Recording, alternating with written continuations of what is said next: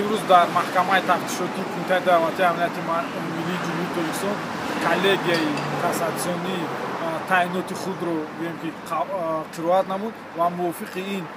таъинот ҳукм нисбати Зая Шерович ки аз тарафи суди зинаи аввали суди олӣ қабул карда шуд бетағйир монанда шуд. Яъне Зая Шерович ба муддати 26 сол аз озодӣ маҳрум карда шуд. Мо бо ин ҳукм ва ин таъиноти маҳкамаи кассатсионӣ розӣ нестем, чунки таъинот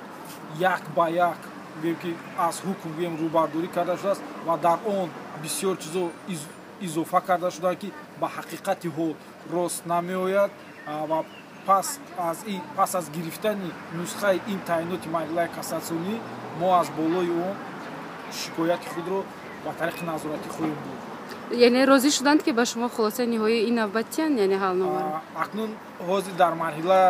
пас аз қироат намудани таъинот ба мо нагуфтанд ки нусхаашро метиҳанд, лекин мувофиқи қонунгузорӣ онҳо бояд ба мо нусхаи таъиноти маҳкамаи кассатсион пешкаш намоянд ва мо рӯзи душанбе бо дархост барои пешкаш намудан ба мо нусхаи таъинотро муроҷиат хоҳем кард. Пас аз гирифтани таъиноти маҳкамаи кассатсионӣ ва омӯхтани он мо шикояти назоратӣ омода сохта ва ба дигар ҳама мақомотҳои ки байналмилалӣ бо ки шикояти худ аз болои ин ҳукм ва таъинот ва оиди риоя нагардидани ки ҳуқуқҳои Зая Шерович дар рафти тафтишот ва маҷлиси судӣ шикояти худро хоҳем бурд. Худи зерҳимоятон чӣ гуна қабул карданд? Яъне зерҳимояи мо ҳарчанд ки ин коллегияи кассатсионӣ қариб ки 2 ҳафта дар хонаи машваратӣ буд ва мо қариб ҳар рӯз бо ӯ вомехӯрдем ва ки ӯ аллакай рӯҳан ки